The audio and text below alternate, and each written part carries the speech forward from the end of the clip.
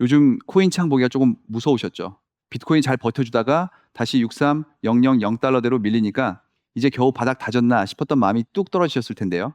미국과 이란의 협상이 또 틀어질 수 있다는 소식이 나오자마자 위험자산 시장 분위기가 순식간에 식어버렸어요. 하지만 지금 우리가 봐야 할 건 단순한 차트 한 장이 아니에요. 지금 시장을 누르고 있는 건 이란 협상부터 유가, 물가, 연준, 그리고 비트코인과 리플까지 전부 한 줄로 꿰어진 거시 환경의 거대한 압력이거든요. 우리 같은 현명한 개미들이 지켜봐야 할 것은 가격이 왜 빠졌냐가 아니라 어떤 보이지 않는 시간표가 시장을 누르고 있느냐는 점이죠. 많은 사람들이 또 이란 때문에 시장 다 망쳤다고 욕을 하곤 하죠. 투자자 입장에서 중동 리스크만큼 피곤한 변수가 없으니까 충분히 공감해요. 협상이 풀리는 듯하면 유가가 내려오고 긴장이 돌면 코인이 흔들리니까요. 그런데 여기서 한 발만 물러서서 보면 이란의 행동은 감정적인 게 아니라 아주 철저하게 계산된 움직임이에요. 이란은 협상 테이블에서 시간을 다루는 잔대가리가 굉장히 잘 굴러가는 나라거든요. 겉으로는 판을 깨는 것처럼 보여도 실제로는 판을 길게 끌면서 상대가 먼저 지치게 만드는 전술에 익숙해요. 상대가 급할수록 내부 정치적 부담이 클수록 이란의 시간 끌기는 엄청난 카드가 되는 거죠. 결국 전쟁을 하려는 게 아니라 시간을 돈으로 바꾸고 있는 셈이에요. 이란이 이런 방식을 썼던 가장 대표적인 사건이 바로 1979년 미국 대사관 인질 사건이에요. 무려 444일 동안 인질을 붙잡고 있으면서 미국 내부의 정치적 압박으로 바꿔버렸죠. 미국 대통령이 매일 여론에 시달리게 만들고 결국 카터 대통령의 정치 생명이 끝나고 레이건 대통령이 취임하는 바로 그 순간에 인질들을 풀어줬어요. 이란은 미국의 군사력만 본 게 아니라 미국의 정치 달력까지 정확하게 읽고 있었다는 뜻입니다. 지금도 마찬가지예요. 미국은 지금 중간선거 국면으로 들어가고 있는데 선거를 앞둔 정부에게 가장 무서운 게 바로 물가, 특히 유권자들이 매일 체감하는 기름값이거든요. 게다가 지금 미국은 월드컵이라는 초대형 국제 행사까지 치르고 있으니 안정적인 그림이 절실한 상황이죠. 이란은 이 약점을 정확히 파고들고 있어요. 사실 일주일 전에 양국 정상은 60일 안에 최종 협상을 매듭짓자는 양해각서의 서명까지 마친 상태였어요. 그런데 실무회담에 들어서자마자 이렇게 삐걱대는 건 일종의 관리된 교착 상태라고 보는 게 맞아요. 회담장에는 안 들어가도 중재국을 통해 말은 계속 주고받고 있거든요. 상대를 완전히 적대시하지는 않으면서도 협상을 빨리 끝내주지 않는 전술이죠. 시간을 질질 끌면서 미국이 먼저 양보할 수밖에 없는 환경을 만들려는 속셈이에요. 시장이 가장 피곤해하는 지점이 바로 여기고 때로는 끝날 듯 끝나지 않는 협상이 전쟁보다 더 무섭게 느껴지기도 합니다. 하지만 최악의 파고로 갈 가능성은 낮으니 너무 공포에 질릴 필요는 없어요. 그렇다면 왜 이 끝나지 않는 중동 협상이 코인 가격을 이렇게 흔들고 있을까요? 그 연결고리의 출발점은 바로 전 세계 원유의 상당량이 지나가는 좁은 길목, 호르무즈 해협입니다. 이란이 이 해협을 막겠다고 으름장을 놓거나 미국이 무력으로 뚫겠다고 맞서면 국제 유가가 곧바로 들썩이게 되죠. 실제로 최근에도 유가가 튀어 올랐고요. 유가가 오르면 운송비와 생산비가 오르고 생활 물가에 줄줄이 압력이 붙게 돼요. 그렇게 되면 연준은 금리를 내리겠다는 말을 꺼내기가 아주 어려워집니다. 이란의 협상 속도가 결국 미국 금리 경로의 전제 조건을 바꾸는 변수가 되는 구조인 거죠. 그래서 이번 주에 발표되는 PCE 물가 지표가 유독 중요할 수밖에 없어요. PCE는 연준이 물가를 가늠할 때 가장 신뢰하는 지표잖아요. 게다가 이번에 연준의 수장이 바뀌었죠. 5월에 취임한 케빈 워시 의장은 첫 FOMC 회의부터 금리 인하 기대를 접고 물가부터 잡겠다는 매파적인 무게를 실었어요. 그전까지 시장은 언제 금리를 내릴까만 목빠지게 기다렸는데 이제는 고금리 장기화나 추가 인상 가능성까지 걱정해야 하는 처지가 된 거죠.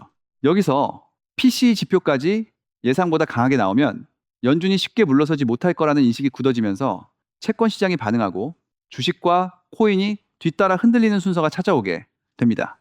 결국 비트코인이 밀린 건 코인 시장 자체의 악재라기보다는 중동 리스크가 유가를 자극하고 유가가 물가를 거쳐 연준을 자극하는 거시적 연결고리 때문이에요. 차트가 무너진 게 아니라 금리 인하와 유동성에 대한 기대감이 먼저 식어버린 거죠. 비트코인은 아시다시피 금리와 유동성에 가장 민감한 자산이잖아요. 기대감이 살아나면 제일 먼저 달아오르고 긴축 공포가 커지면 제일 먼저 흔들려요. 지금 시장은 비트코인을 내다버린 게 아니라 거시경제의 흐름을 확인하려고 잠깐 멈춰선 상태에 가깝습니다. 단기적으로 가격이 약하다고 해서 비트코인이 끝났다고 하는 건 아주 성급한 판단이에요. 가격만 보면 공포스럽지만 장기 지표는 전혀 다른 이야기를 하고 있어요. 코인글래스 데이터를 보면 비트코인 레인보우 차트 기준으로 현재 가격이 극단적인 저평가 구간인 파이어 세일 영역 아래로 내려왔다는 분석이 나왔거든요. 물론 이 지표 하나로 여기가 무조건 바닥이라고 확언할 수는 없지만 지금 가격대가 과열의 꼭대기가 아니라는 점만큼은 명백해요. 공포가 깊어질 때 장기 투자자들은 오히려 지금이 기회인지 자리를 계산하곤 하죠. 다만 싼 자산이 더 싸질 수도 있고 공포 구간이 길어질 수 있으니 무지성 풀매수보다는 내 자리를 점검하는 참고 지표로 삼는 게 좋습니다. 과거의 하락장과 지금이 결정적으로 다른 점이 뭔지 아세요? 예전에는 하락장이 오면 사람들이 비트코인의 미래 자체를 의심했어요. 이러다 사라지는 사기 아니냐며 제도권에서 밀려날까봐 두려워했죠. 하지만 지금 분위기는 완전히 달라요. 비트코인이 끝났냐고 묻는 게 아니라 대체 언제 다시 진입해야 하느냐를 고민하고 있거든요. 자산이 살아남느냐를 증명하던 단계는 이미 지났고 이제는 내 포트폴리오에 얼마나 담을지 저울질하는 성숙한 단계로 넘어온 겁니다.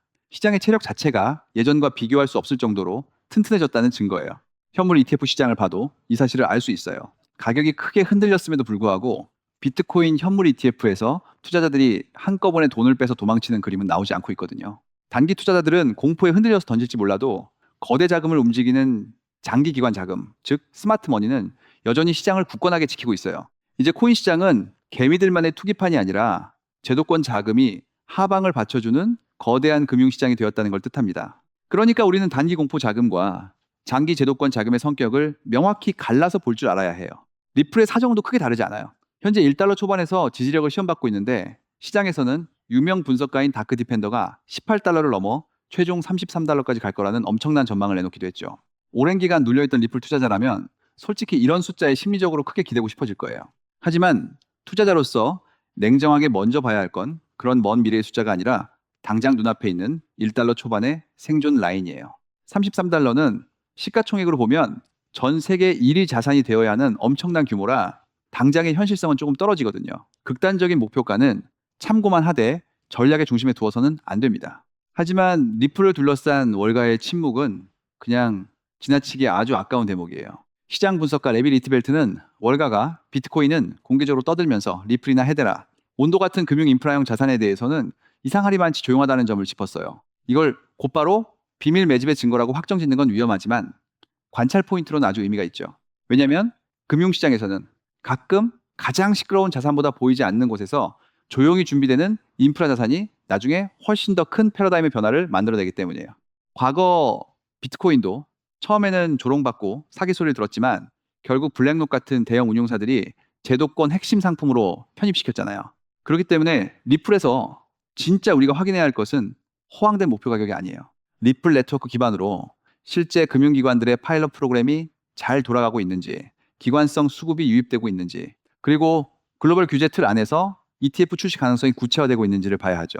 기대감이 아닌 눈으로 확인 가능한 흐름에 무게를 두는 것이 우리 자산을 지키는 가장 안전한 길이에요. 자, 여러분, 결국 지금 시장은 단순히 이란을 욕하거나 가격창만 보며 한숨 쉴 구간이 절대 아닙니다. 거시경제의 유동성이 잠시 눌린 것뿐이고 우량 자산들의 본질적인 가치와 제도권 편입이라는 거대한 서사는 전혀 무너지지 않았어요.